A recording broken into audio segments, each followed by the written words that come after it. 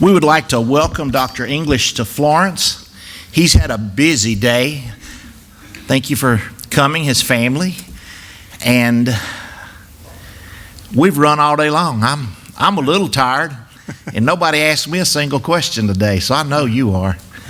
But what we'd like to do is we've got 12 questions, and those in the audience, we've shared those questions with our candidates ahead of time.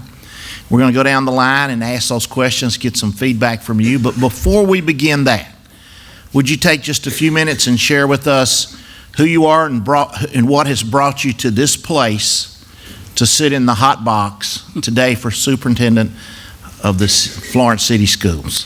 Okay, first of all, I would like to thank everyone for being so hospitable today. I've had a fantastic day touring the campuses of the Florence City School System. I've had the fortunate opportunity to meet many of the administrators, many of the teachers, community members, business members, teachers. It has been a fantastic day. And I want to thank you for extending this hospitality for me and for my family. This is my 24th year in public education. 18 years of my time has been spent right here in the state of Alabama. 6 years of that time was spent in the state of Georgia. 8 years was as a teacher. I was a teacher, a classroom teacher, taught history, loved moving students and impacting students. In 1998, I went back to AUM to receive my leadership degree, a master's in leadership. And in 2001, I ventured into administration in the Phoenix City School System at South Girard School in Phoenix City, which is a 7th and 8th grade school there in Phoenix City, which has similarities to the Florence City School System in terms of size. I spent 2 years there cutting my teeth in administration, and I'll be able to talk a little bit about that experience. I moved on to Daleville, which was near Fort Rucker, very transient area. I spent 2 years there as Dean of Students, and I'll be able to talk about what that is and what that entailed. From there, I moved to Georgia, became a principal of a middle school and high school in rural Georgia. It had its own challenges, and those challenges prepared me for this position, and I think I'll have the opportunity to tell you how those challenges were unique and allowed me to grow as an individual and as a leader. In 2011, circumstances with our family forced us, or really caused us, to make a decision to move back to Alabama. So we moved back. I became principal of Charles Henderson High School in Troy, Alabama, stayed there for 4 years, and had the opportunity to stay there and further my career and continue to develop as an administrator here in the state of Alabama. 2015, I had the privilege to become the superintendent of the Crenshaw County School System, which is just south of Montgomery. Right now we have around 2,200 students in grades K through 12, 3 different schools, 3 unique communities that has also challenged me and prepared me for this position. So my experience, it has a variety of inner city, large, small, urban, rural, some unique situations that I've encountered as an administrator that have allowed me to grow not only as a person but a leader. And I believe that in both cases I'm prepared to lead the Florence City School System in the years to come. Now tonight you'll hear a little bit of I am not an I person, I am a we person. Anybody that sits before you that is an I person probably is not truly prepared to lead this great system.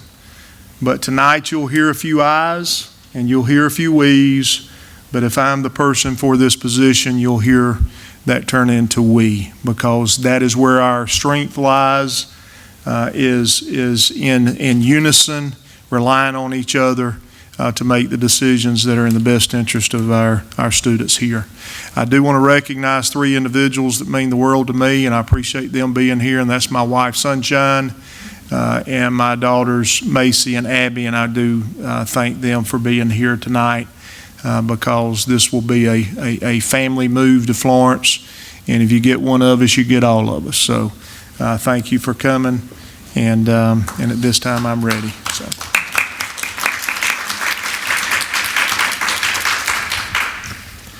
Thank you for that introduction. We'll get into our questions.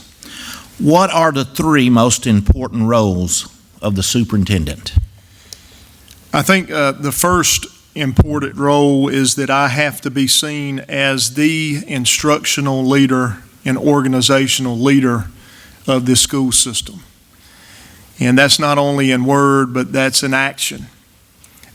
In doing so, I will develop or earn the respect that is necessary from not only the Board of Education, but from the administrators in our system and also our educators, parents, and students. Because I think that it's very important that I be seen as not only the organizational leader, but also the instructional leader of this school system. And I think throughout the course of this interview, regardless if it is a pre-submitted question or a probing question, that I'll be able to showcase my ability to be seen as an instructional and organizational leader for this system. I think also, secondly, I need to be the face of the system.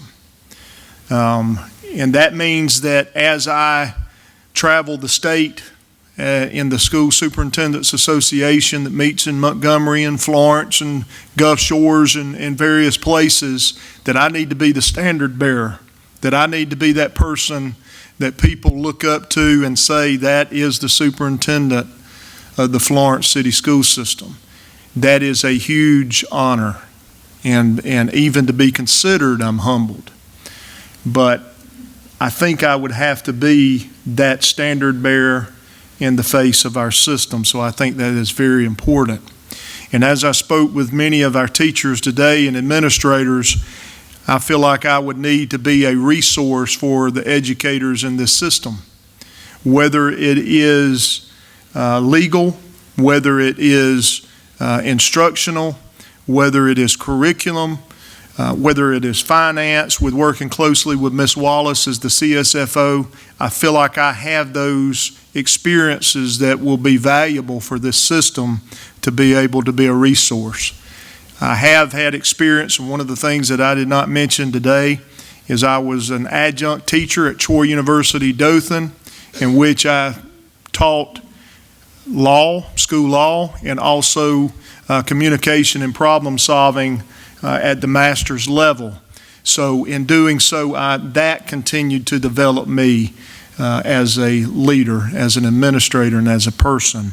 So instructional, organizational leader, being that face of the system, being a standard bearer, and being that resource for teachers and educators throughout the system, whether it's an administrator, whether it's a custodian, whether it is a counselor, teacher, all the above. Thank you, sir. And thank you for your interest in our school system. What three words describe your leadership style? Explain each characteristic with an example, please. And what single word would your colleagues use to describe you and your supervisory skills? Okay, first I think my style is that I am a servant leader. And in being a servant leader, again, it goes back to my first answer to the first question. It's not only a name. A lot of people will say that they are servant leaders, but their actions don't line up to what they say. And what I'm talking about in being a true servant leader is that I will not ask anyone to do anything that I have not or would not do myself. For example, just recently, Monday, April the 3rd, Luverne High School was hit by a tornado, 9:30 in the morning. Thank God we were not in school that day. We made the correct decision based on the information that we had that we would not have school that day. Now, did I ask someone to pick up the debris and engage in the cleanup, or did I join in? As a servant leader, I joined in. Roll up your sleeves and get to work and make sure you do those things that are necessary, whatever it takes to make your system the best for those children. So servant leader definitely describes who I am. Second descriptive word, I guess, or example of who I am, or something that describes who I am, is an innovator. I believe that I have shown throughout my career that I am an innovator. And I believe the next superintendent here needs to lead in innovation. Now, when you walk around this system, the high school, and I was able to visit the high school, and I've visited the schools in the system, innovation is clear. This is a place of innovation. This may be the home of innovation. But we don't know what the next step is. What is the next big thing? What is the next invention? What would be the next cutting edge area?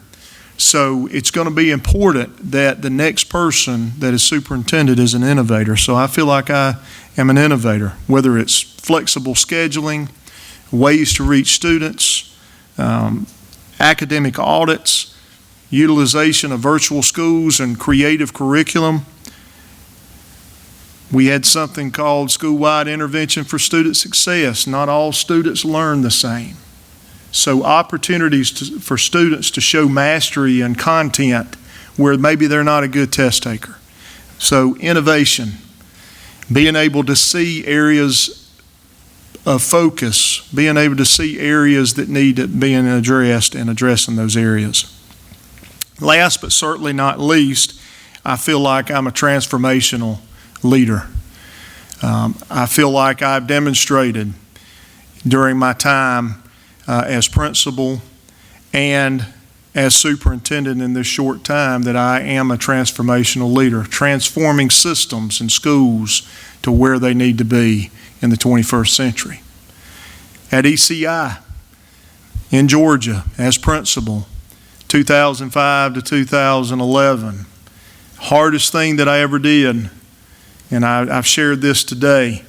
I arrived in 2005 thinking that integration had happened long ago.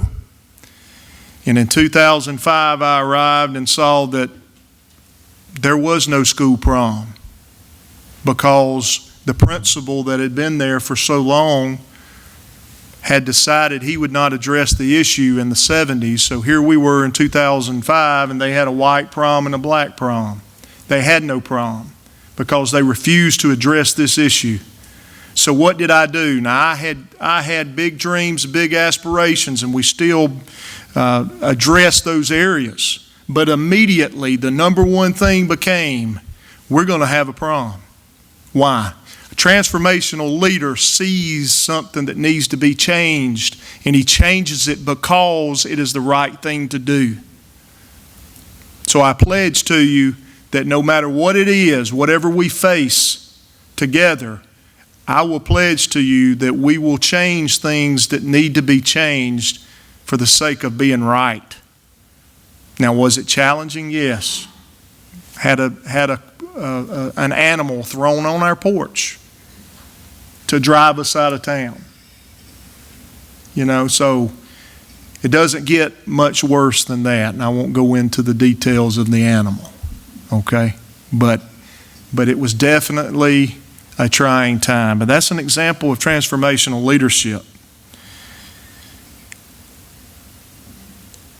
At ECI, speaks for itself. Charles Henderson High School. I arrived in Charles Henderson High School in 2011, and we saw that the school was not performing. When I arrived, the graduation rate was 58%. When I left in 2015, it was 88%, 30 percentage points increase. What did we do? Well, one, notice I say we bought into a vision, to a different way of doing things, focusing on the things that we can control. Now, I was asked by a group of teachers today, about the state of affairs in Montgomery. The best thing when it seems like we're in chaos is to address the things that we can control. And it created a chaotic system when we look at a graduation rate at 58%. I didn't know the students, but guess what? I owned it because I was that person. I owned it, and I said it's time to change. It's time to address this. So what we saw is we needed to flip the school. School had to be home because a lot of the American family in Troy, just like in the nation, has been attacked. A lot of single family dwellings, a lot of unfortunate circumstances. So we had to kind of flip the school and develop an advisor program to meet the needs of our students. Again, what was the results of that flipping the school and doing the things that we did? A 30% increase in the graduation rate.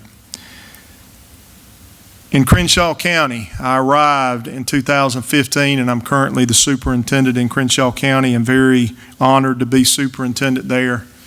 But when I arrived, it's a rural school system. And as a rural school system, you have to be more strategic in your planning, from personnel to curriculum to finance. Every decision you make has to be strategic. One of the things that we brought is we created the arts, and we created the art program. We built the art program. There was no arts. Now here in Florence, you probably say, how can a system thrive without arts? Because now when I walk around the system, I'm in awe about the arts.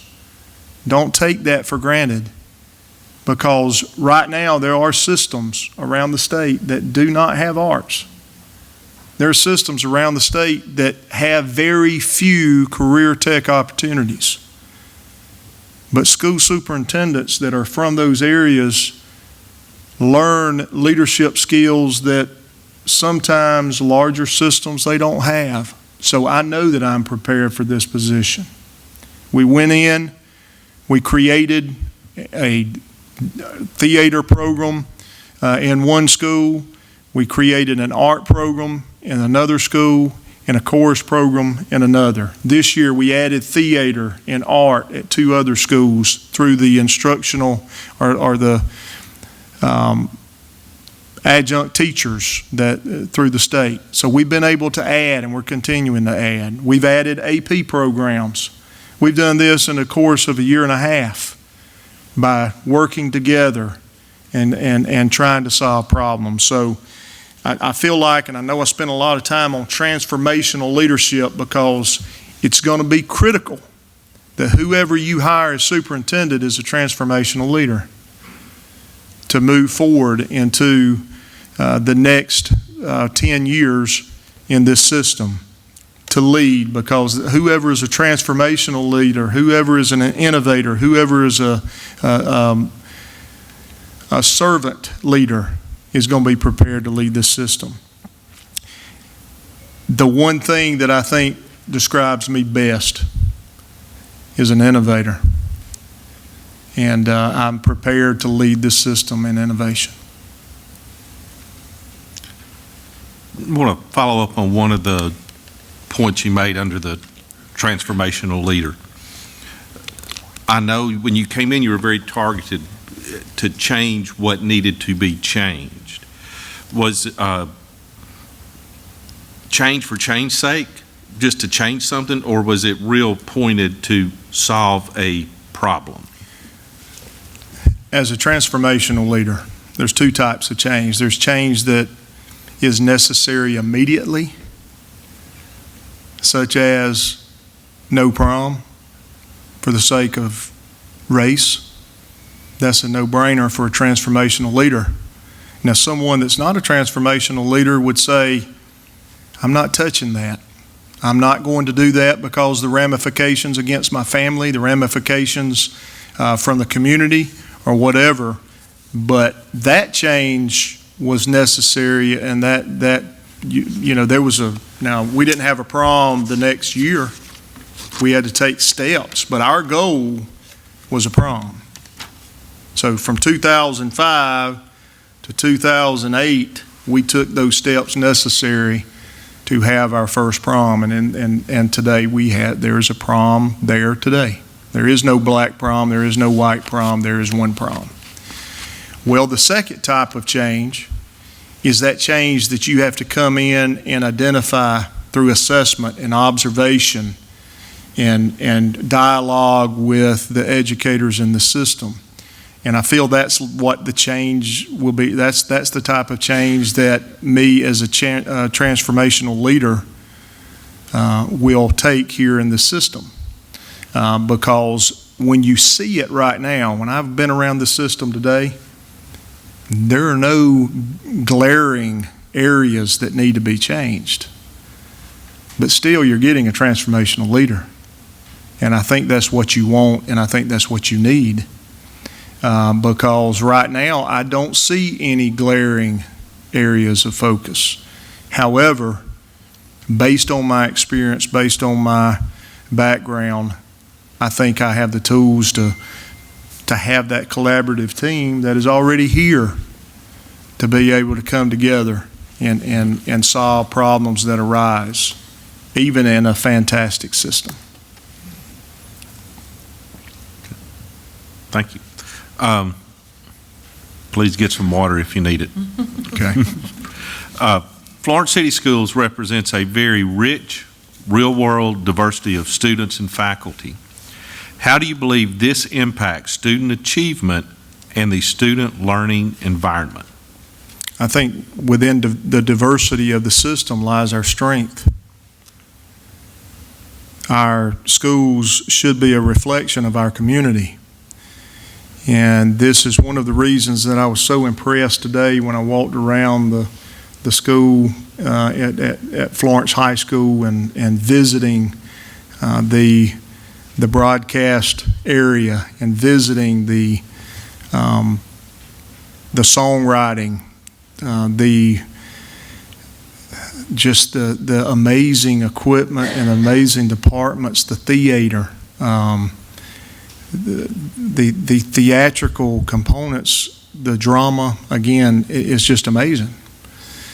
So when you walk in and I'm so impressed by the culture of this community, and that our system has made it a reflection of the community through the arts. So the FAFA Academy, and I think that is fantastic. I mean, that's cutting edge. That's being trendsetters and trailblazers in that area. So diversity is critical. Now, in looking at diversity, my background, I started out in administration with 80% African American. In Daleville, when I went to Daleville as Dean of Students, it was a large Hispanic population, transient population, due to Fort Rucker and the military families that came in all over the nation. So we saw that. Now, I've seen systems that tend to cater to the top 30% of the population, those high achievers, and I've seen systems that tend to cater to the lower 30%, those low achieving.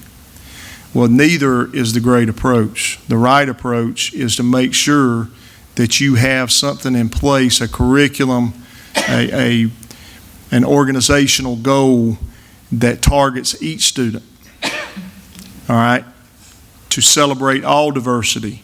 And that's something that was so impressive today as you walk around and you see that there is a place for all students in the Florence City Schools. It's impressive. So diversity, within the diversity lies our strength. And we should celebrate diversity. We should celebrate different opinions and different thoughts and different approaches, because the next great idea may be held by the person sitting right beside you. So we should celebrate the diversity.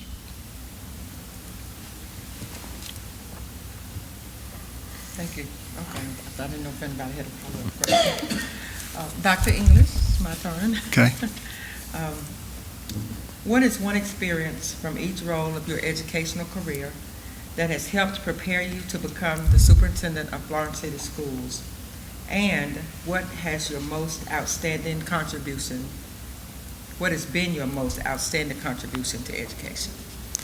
Okay, I'm going to go back as a classroom teacher. I actually was a teacher. And I think our educators in the room know what I'm talking about. There are teachers and then there are teachers. Well, I was truly a teacher. I love teaching history. I taught for 8 years. I was a classroom teacher in 2 schools. I taught everything from U.S. history to psychology to sociology to economics to government. So being a classroom teacher really ingrained in me the importance of academics, and that academics is always first. Academics is always first. Now, during that time, I was willing to do other things. I was willing to be the FCA sponsor. I was willing to coach. I was willing to do those things that it took for that school system to offer things that would reach all students. And I think that it is important that we do that. As an assistant principal in Phoenix City, I learned innovation. That was one thing that I learned, is transitioning a school that was traditionally a junior high school to a middle school. So that was critical in my development as an administrator that is prepared to lead the Florence City School System. As Dean of Students, I learned the importance of clear and consistent discipline and day-to-day operations that were necessary to have an orderly environment for academics and learning, teaching and learning to thrive in that setting. I learned that importance. As principal in Georgia, I learned through my experiences that you did have to stand up for what was right, through that same example that I gave earlier. No matter what the consequences were, that if it's right, you stand up for what's right. And you have the courage to do it, and you have the courage to lead. As principal at Charles Henderson High School, I developed an ability to lead during adversity. And I've talked about this a couple times today, I believe. But during the 2014-2015 school term, I experienced something that a lot of leaders don't experience ever. I had 3 students die over a 5-month span. In September of 2014, on the 35-yard line, we had a student die on the football field. DeMario Harris was a 12th grader. It rocked the system. It really rocked the community. And it was a tragic, tragic event. I had to learn how to lead during adversity.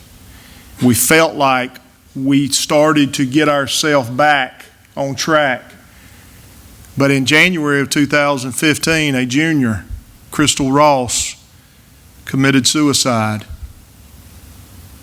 The system was rocked again, and I had to lead through adversity.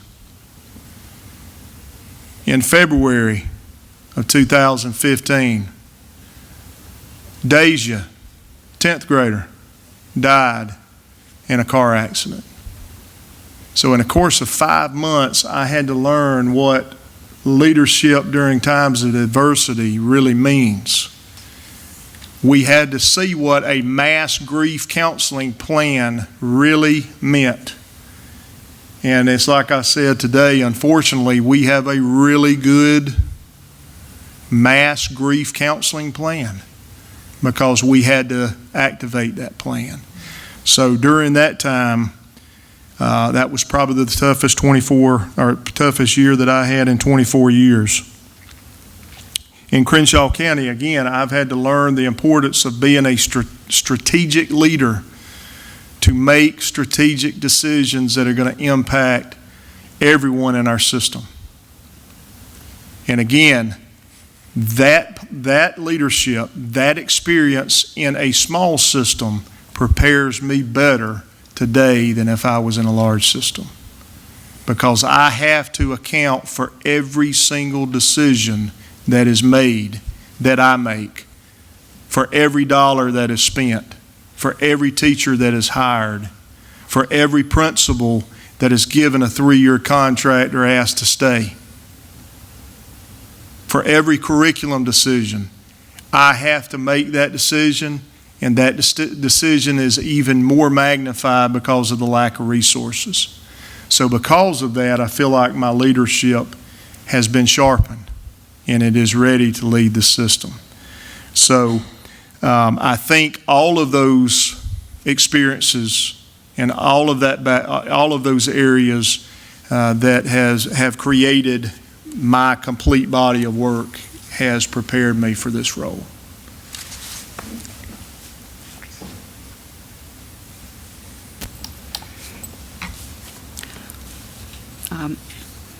We currently have a culture of success in our school district. How would you propose to continue and improve this positive environment for students and employees? First, you celebrate. Second, you recognize. And third, you support. You celebrate, you recognize, you support. Those are the 3 areas that are important. You celebrate the successes of the system. I think one of the things that, in looking at the brand, I think brands are important. The 5-star brand of our system seems to be very important. And I think that is something that should be celebrated. The vision is important. The vision to lead this state, the vision to lead this nation is very important. And I think it needs to be said here today that we need to do a good job of celebrating our successes and promoting those successes throughout the state for everybody to hear. And you do that also in the nation. So first thing you do is celebrate. You recognize teachers. Our teachers work very hard. Our teachers, I'm just really impressed by the fact that 70% of the teachers in the Florence City School System hold a master's degree or higher. That is extremely impressive. You should be applauded for that. You should be celebrated for that.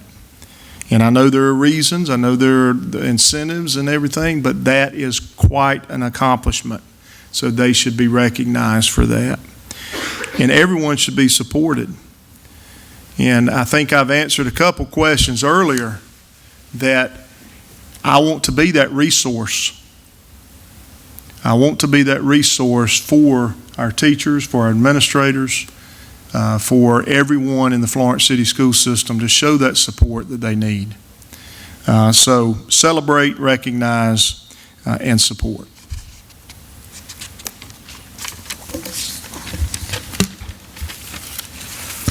Dr. English, bullying is a generational and cultural issue that has been happening since the beginning of time. It is an issue that all school systems deal with in all ages of students. What is your experience in reducing bullying so children feel safe and focused on learning? Well, I think there has to be a two-prong approach to bullying. And today, the bully seems to be emboldened because of this, the cell phone or the computer or the device, because there is no face of the bully. The bully can hide behind the screen or by the device. So we have a new era of bullying, of course, cyberbullying. But I think the first prong approach, or to the approach, is education. When I talked about flipping the school at Charles Henderson, part of that flipping, we had an advisor program where every person in the school served as an advisor. I served as an advisor. A custodian served as an advisor. Lunchroom workers served as advisor. And we had to teach students, again, flipping the school, we had to teach them principles, morals, values, the dangers of bullying, the consequences of bullying. And so education is important in the effort to combat bullying and cyberbullying. The second prong is the consequence. The consequence has to be clear and it has to be severe. So the consequence for bullying should be a 3-step process. A warning, some kind of discipline within the school, and then a hearing to determine next steps. So it has to be clear and it has to be severe. If we're really, now it has to be identified. It has to be identified as bullying. But I think once you have the first step, you should be able to identify that if it's a repeat offender. Because a lot of times the victim of the bullying is the same person. And so if we have the education component and then we have the consequences that are severe and clear, I think you can actually combat this problem. And I've seen it, I've witnessed it, I've dealt with it, and I've seen some success in both education and the consequence prong of that. So that I think those two areas are vital for combating bullying. Thank you. On the education component of it, the advisory piece you talked about, getting everyone involved. Can you talk a little bit more about strengths, weaknesses, successes you saw through that process? Well, when we developed the advisor program in the legislature in the state of Alabama, Superintendent Michael Sennett, I believe, just sent out a memo that's requiring systems to develop an advisor program, okay? And we're in the process of developing one. There's models all over of people who have developed true advisor programs. Now, at Charles Henderson High School, we wanted to develop one that was specific to the needs of Charles Henderson. So when I received at-risk students, I wanted those most severe in terms of at-risk academically, at-risk in the community, at-risk in with the Department of Juvenile Justice. So successes, we became their parents. Remember, the American family, or the family there in that community, there were a high number of single parent dwellings. Sometimes it wasn't even single parent. And we have some wonderful single parents. We have some wonderful grandparents that are actually raising their grandchildren. But in this case, we felt like, because of the culture that was created there, that this advisor program was important. We celebrated those students, going back to celebrations. We threw birthday parties. Some of them had never had a birthday cake, and they'd never blown out birthday candles, and they were 16 years old. So there was no celebration. So you developed a rapport with these children, and you started winning them over. I had a child call me Dad. He started calling me Pops. Okay? because I was the closest thing to a dad to him. That was success. Because, on the day that he did act out, it was because it was the year anniversary of his mother's death. Father was not in the picture. Grandmother had passed away. He had no one. So what was the benefit of the advisor program for students like that? He was in school. He was being successful. And I've seen the what happens when they do away with that program. Okay, and it was devastating when they did not continue that program. So the merits of it were definitely showcased. Thank you. In conjunction with discipline, you talked about celebration, and I understand what that is, consequences.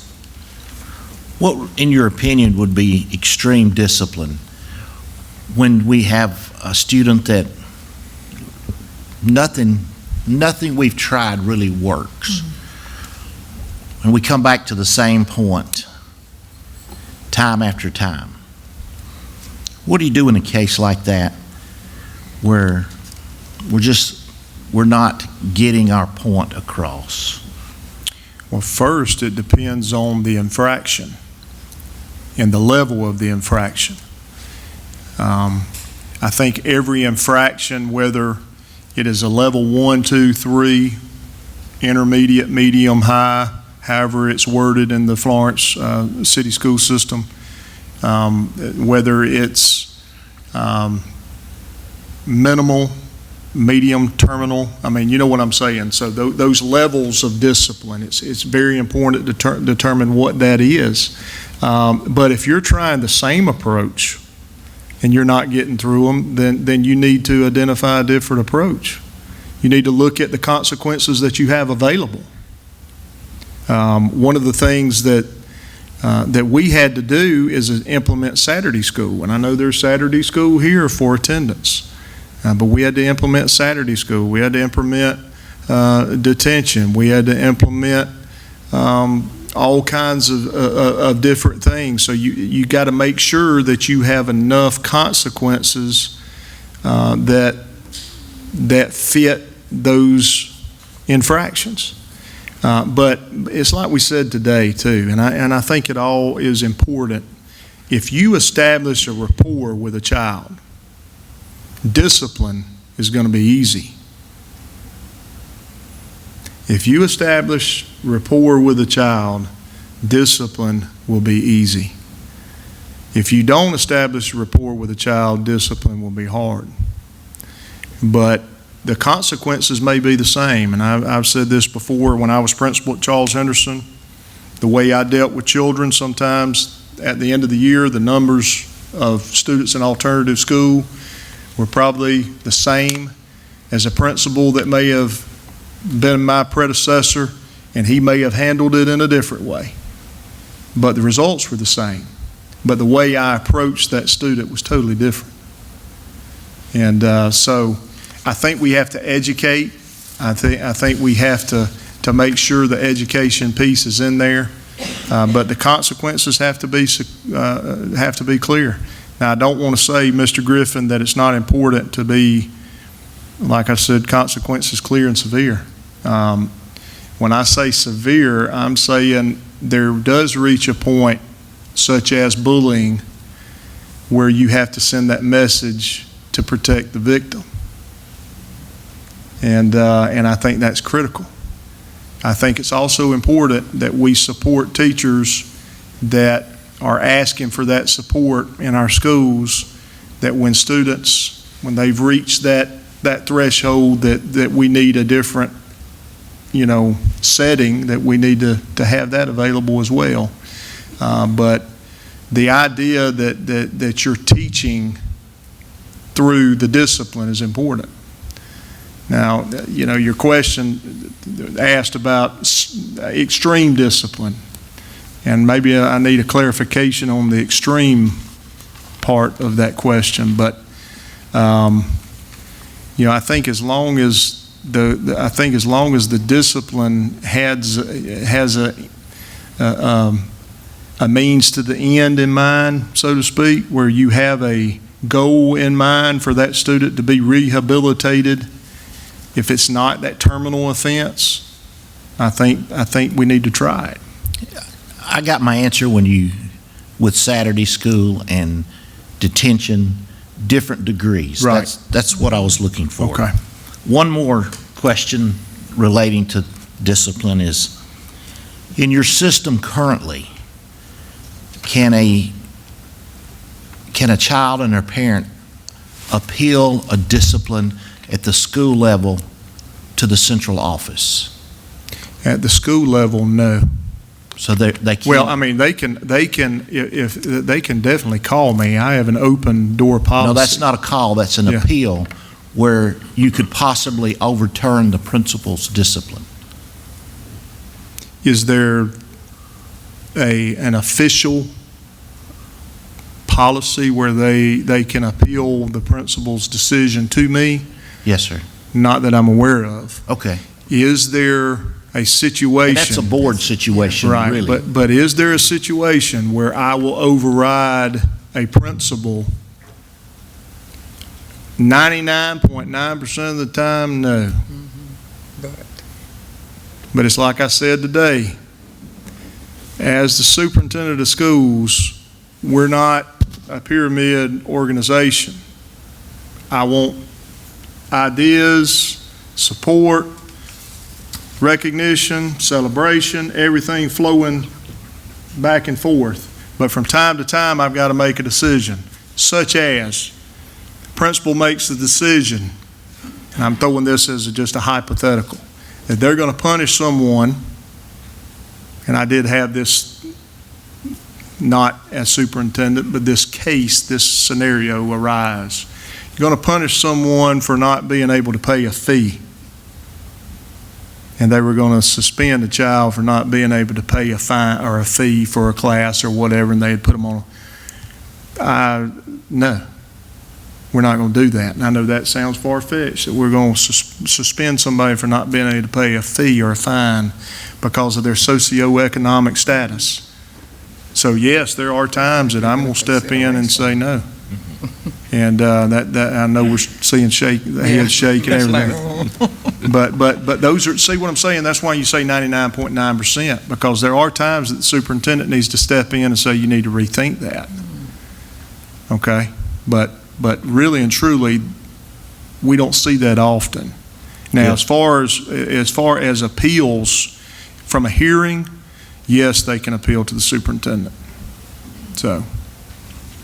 I had some other thoughts about that principal who was going to discipline that way, but I'll share those a different time. Now, you understand, I kind of altered the story Yes. to give an example. So. New question. What quantifiable data would you use to determine that our district is progressing? I think, and we had this discussion about data, okay, today. Earlier And today. This was not this question. But I think I will know if our system is progressing because of the leader that I am. And I will answer data sources, but as a transformational leader, as an innovator, as the face of the system, being visible, servant leader, all those qualities equip me for knowing whether things are moving in the right direction in our system or not. I walked through today. Are things moving in the right direction in the Florence City school system? Yes. Are all things moving in the right direction in the Florence City school system? I don't know yet. Okay? That's something where we talked about and I think one of the parents or teacher asked a question today. What do you do? Well, what three things will you do when you come in? The first thing that I'm going to do is I'm going to build relationships. I'm going to build relationships, then I'm going to come in and I'm going to celebrate successes and promote our system, and then we'll find those areas that are weak.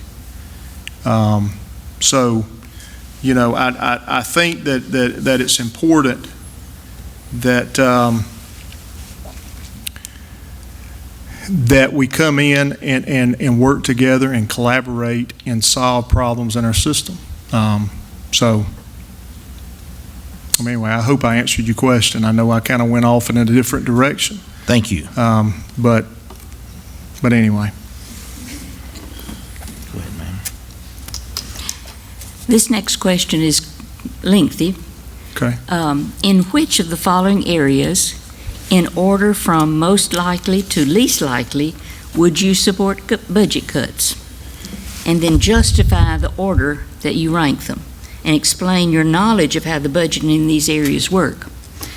Food services, extracurricular activities, core academics, community outreach, transportation, fine arts, and vocational training. Okay, this question was intriguing, and I'm going to probably answer it in a way that most candidates will not answer, and that's fine, because I'm not like any other candidate. That's why I sit here today. Okay? But I don't think that the list that was provided has the best savings option there. And I think the list that I think the one way to save is through attrition. And when we say through attrition, we have such an opportunity here. And we talked about FAFA and how we are using those adjunct teachers to come in at a savings to the system. It's huge savings to the system. And you're tapping into community members that have a vested interest and also are awesome entertainers and artists. All right, so that right there in itself is a way to save the system. Now, to answer your question, in a way, in this lengthy question, if I had to choose, it would be the community outreach. Because servant leadership and serving our community oftentimes it doesn't take a lot of money. Now, if it has an indirect or direct tie to academics, that's a last resort. So that's why my answer is attrition, being able to utilize and be creative and innovative and tap into the talent of the community as adjunct teachers. But if you want one on the list, it would be community outreach, simply because servant leadership and serving our community just takes time. It takes a lot of love and takes time. But attrition would really hit the savings, especially with the opportunity for the adjunct teachers, and I know that we're already tapping into that right now. So, Explain your knowledge of how the budgets in these areas work. in which areas? These that listed, food services. How does the budget work?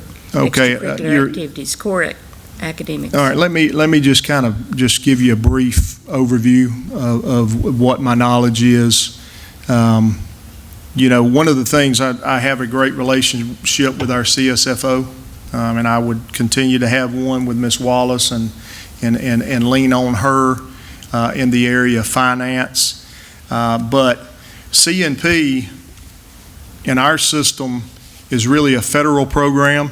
There's a lot of free and reduced lunch, and I know that 3 of our elementary schools are Title I schools, and then I believe our 4, 5, or 5, 6 school, middle school, the intermediate school is a Title I. Is that correct? That is correct. Okay. So in those areas, you get that Title I, that Title I money, that Title I distinction. but C&P is generally, in our system, a federal program, and we get that money to support that. The foundation system for units based on ADM, and I understand the ADM is around 4,400. So the state allocates for administrators, the principal, the assistant principal, the counselor, the teachers, the core areas, based on that calculation. I'm also very impressed that 44 to 46% of the total budget comes from local revenue. So I'm aware of that. Where some of the systems in the state of Alabama have anywhere from 5 to 6 local units, such as Crenshaw County, I understand that there are around 40 here. So the resources are just amazing, and I know I keep saying that, but I have a wealth of knowledge there, Ms. Hardiman, about finances. Right now, most of ours in Crenshaw County is from the foundation program through the state. And we do have some Title I teachers from the Title I distinction that we have, so we do have some of that federal money. We do have some Title II money, some rural money, some classroom reduction funding.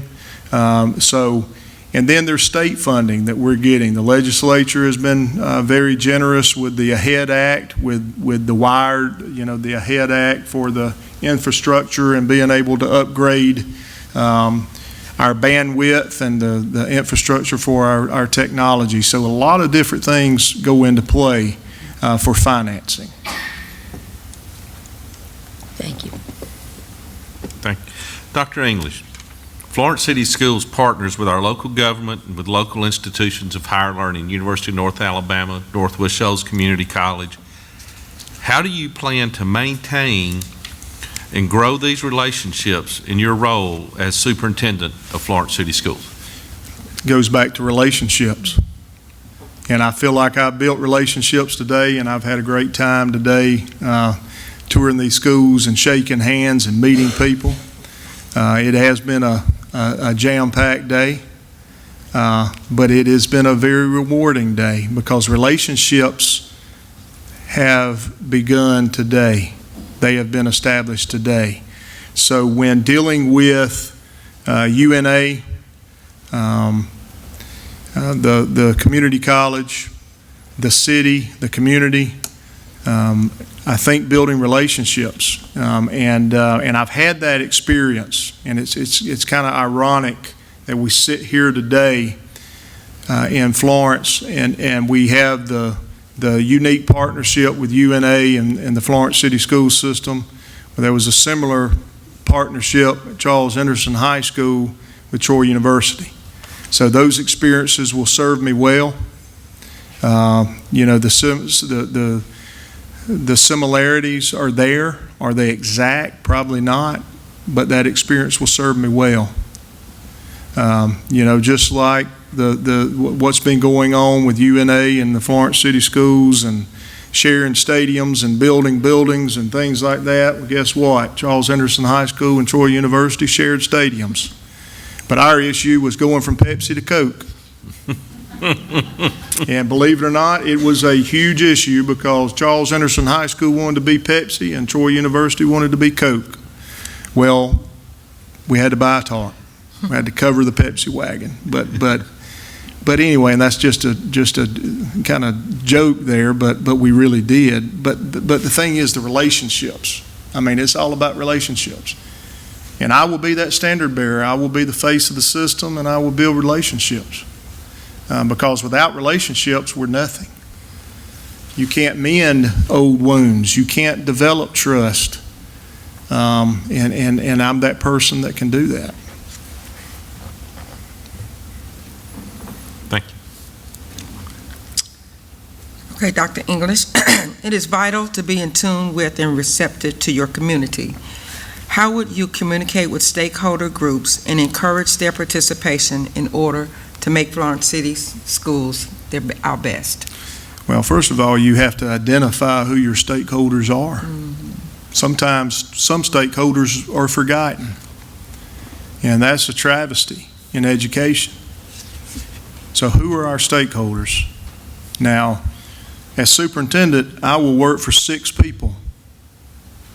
I will answer to 6 people, but I will work for 4,400 plus the parents, the teachers, the staff, the administrators, and the system. So you have to identify who your stakeholders are.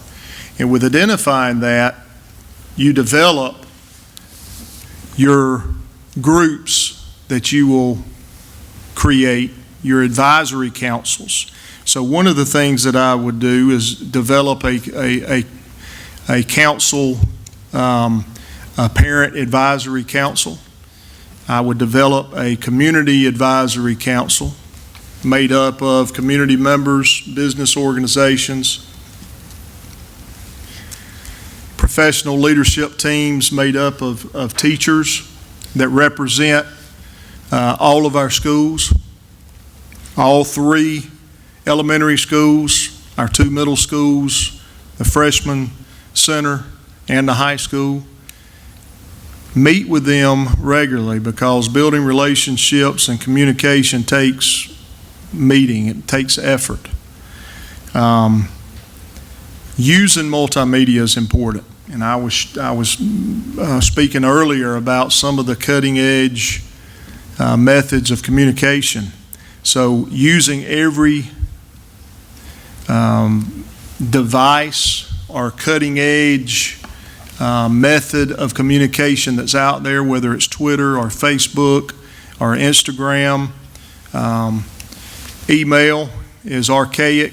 You know, when I taught the course at Troy University, it was definitely there. You need email, you're getting the information out, but making sure that communication avenues are also on the cutting edge. I saw something the other day that kind of caught my eye, and I thought this is a really neat idea, but having something such as coffee with the superintendent twice a month on a Monday in the afternoons, or not in the afternoons with coffee, but mornings, or on a Saturday when people maybe can have more free time to come meet, but coffee with the superintendent, where teachers can come in, every stakeholder can come in and have a method of communicating concerns and discussing some things, real issues that oftentimes kind of get pushed away.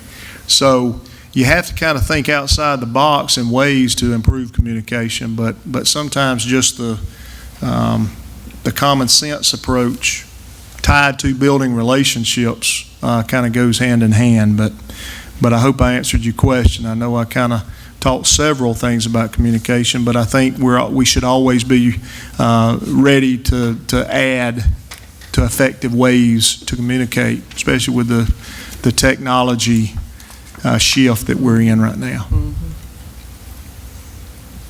Thanks.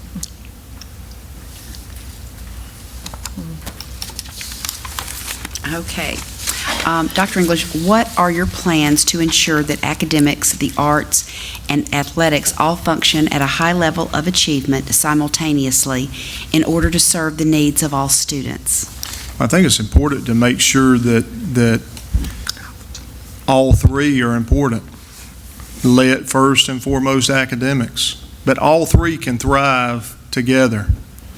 And I'll go back to my time as a principal in Georgia.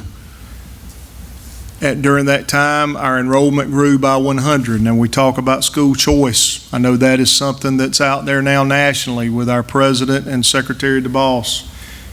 School choice is this new trend now. Now, a couple years ago it was virtual school. Last year it was charter school. Now we're starting to hear it's school choice. Well, at ECI in Georgia, where I was principal, if you lived in Atlanta and you wanted to go to Statesboro, you could move in with somebody and you could enroll. There was no districts you could move. So it was very competitive. I found out the hard way on that one, but that's the truth. So it's very competitive. So we had to set up a method that we were going to compete with everybody. Well, we grew by 100 students. Our enrollment went up. That was during the time of AYP. We met AYP, and you had to meet it in both areas to meet it once. I mean, if you were a middle high, you had to meet it in both.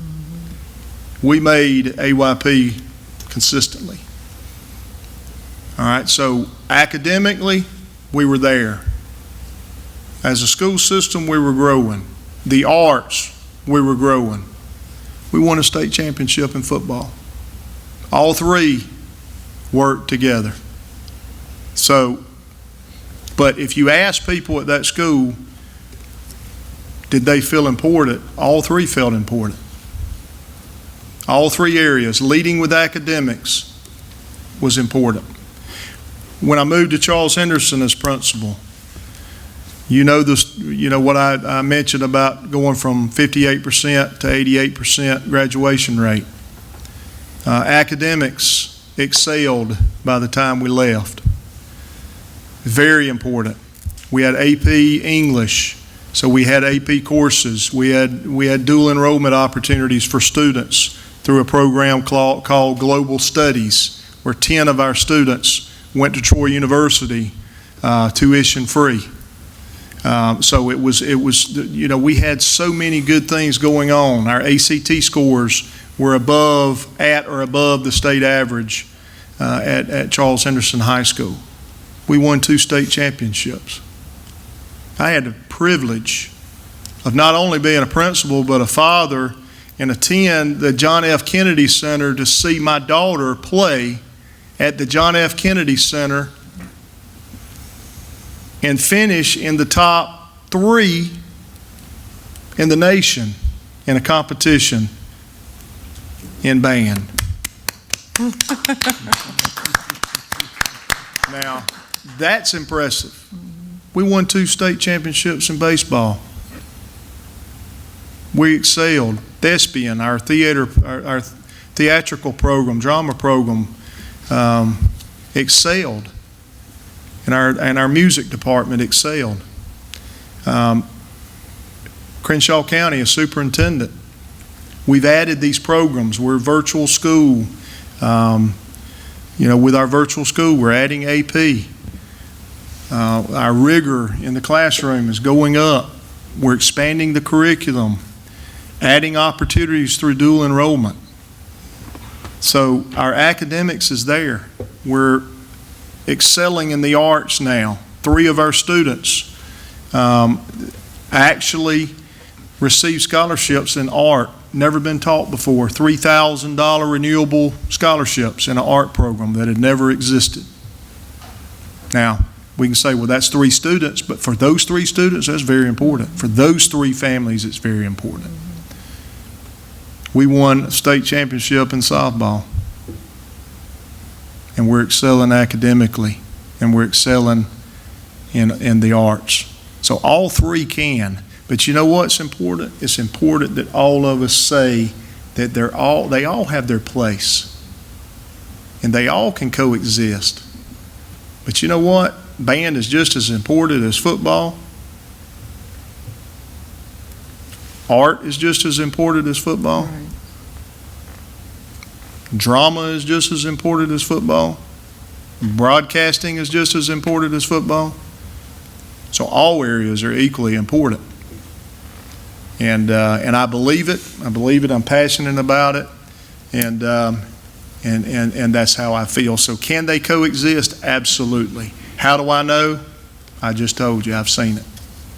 Seen it and I've lived it.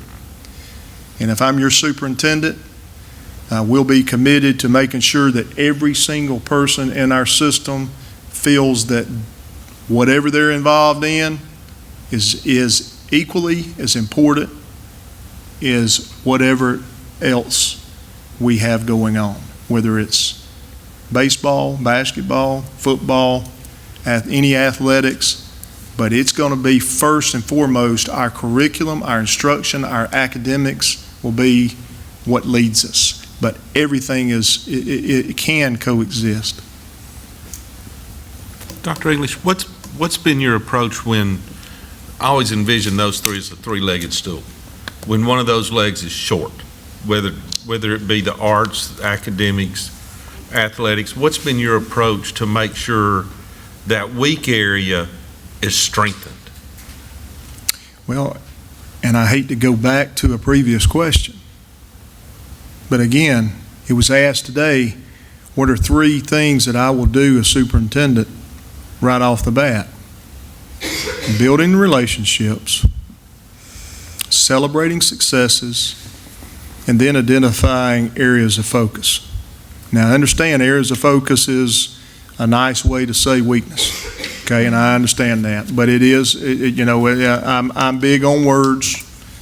So when we see an area of focus, we're going to focus on it. So if there is one of the 3 that needs to be focused on, then we will focus on it, and with the resources here that are available, there shouldn't be one that suffers. I mean, the resources and what I've seen today and the research my homework, the sky's the limit. The sky's the limit in academics. The sky's the limit in the arts. And the sky is the limit in athletics.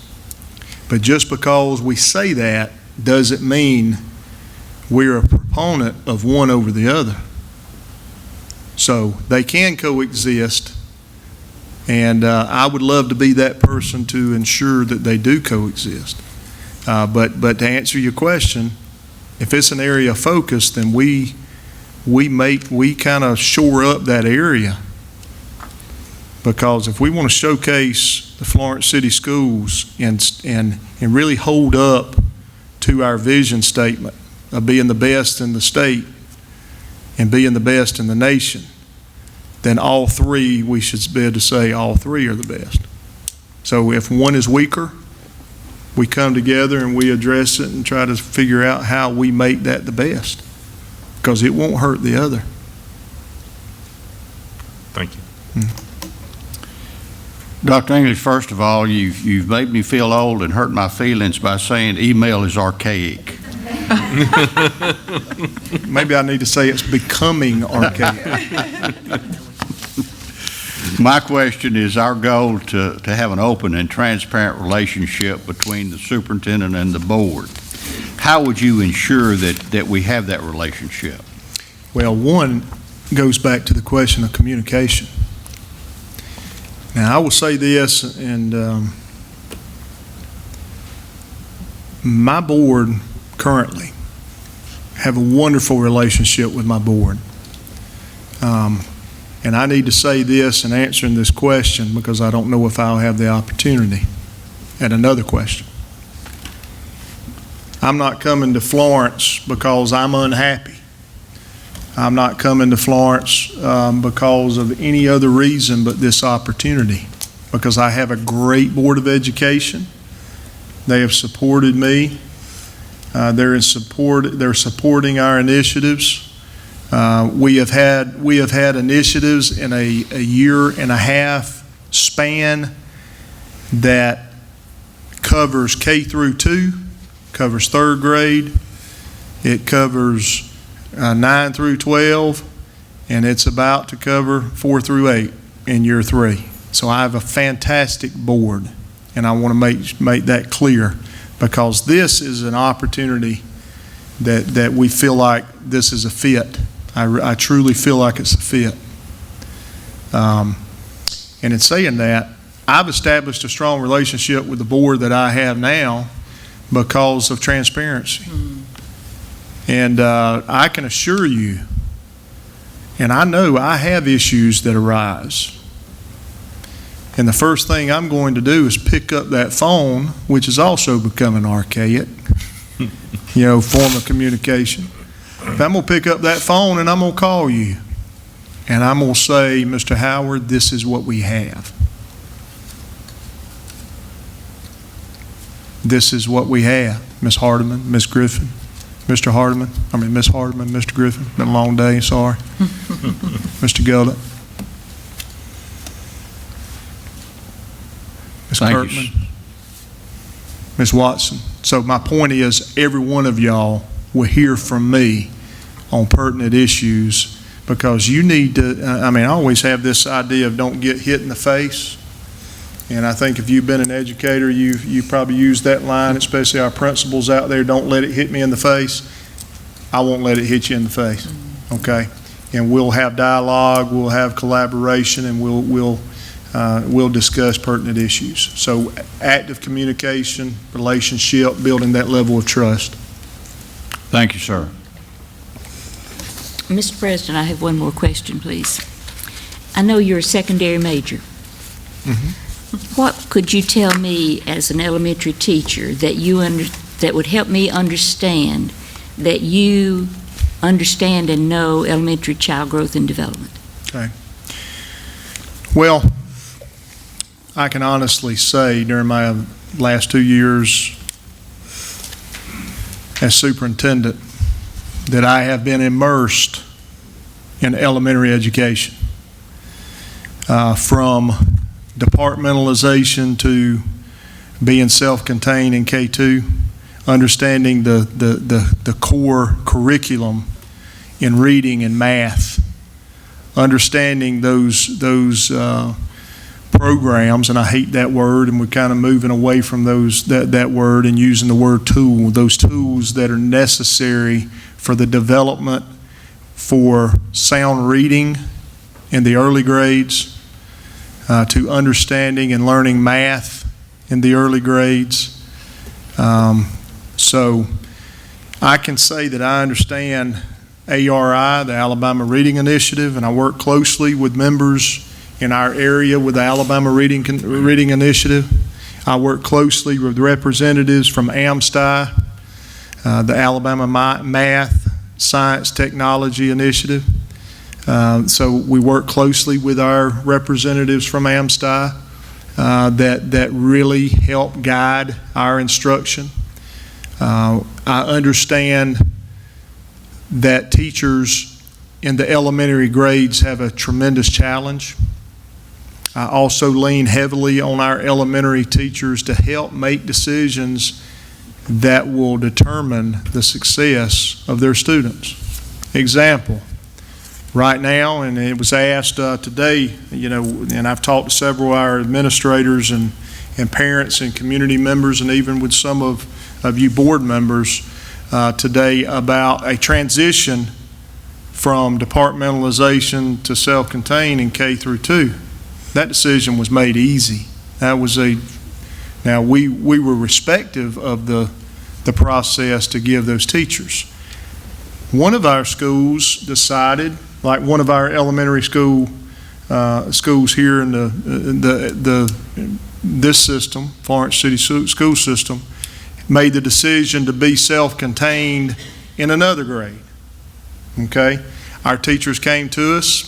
We need to be self-contained in 3rd grade. They gave me that information on why they felt they needed to be self-contained. We allowed them to make that decision. So I'm well versed in elementary education now as superintendent, and having to battle, because listen, it starts in elementary. If they can't read in elementary, how are they going to read in high school? So it starts there. We've got to support our teachers, and we've got to support them by giving them every tool that they need to be successful in the early grades, to make sure that we have good readers and that they understand math. Thank you. So I hope I answered your question. Board members, anybody else have anything? Nope, I don't. We have enjoyed meeting you today, hearing your philosophy, your experiences in education that's prepared you to come to us, already serving as a superintendent. Before we close, do you have any questions for us? No, I really don't have any questions. I'd just like a closing statement, if that's okay, just to kind of wrap up. Go right ahead. Okay. Want to again thank you for this opportunity to sit before you. It's humbling.